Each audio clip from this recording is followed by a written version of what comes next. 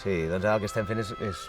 remenar una mica també pel que fa a la música, per exemple, que és una cosa amb la que m'agrada jugar quan preparo les obres i que em connecta molt amb els mons que despleguen els autors a les seves obres, amb el món irlandès, no? I l'imaginari irlandès que evoca molt un determinat tipus de música. Ja, Irlanda és un país riquíssim a nivell musical, hi ha moltes bandes que han jugat amb la música tradicional, no han renunciat a les seves arrels, no? I després l'han fet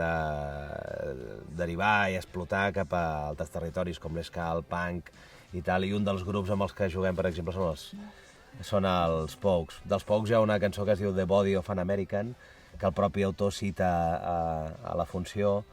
quan uns personatges venen de despedir a un col·lega seu del poble que se'n va als Estats Units, que és una mica la terra promesa dels irlandesos, el lloc on prosperar.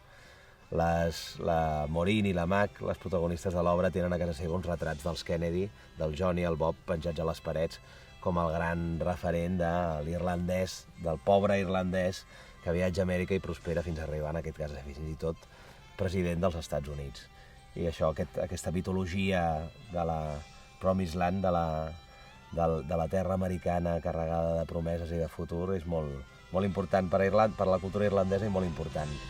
per als entranyables losers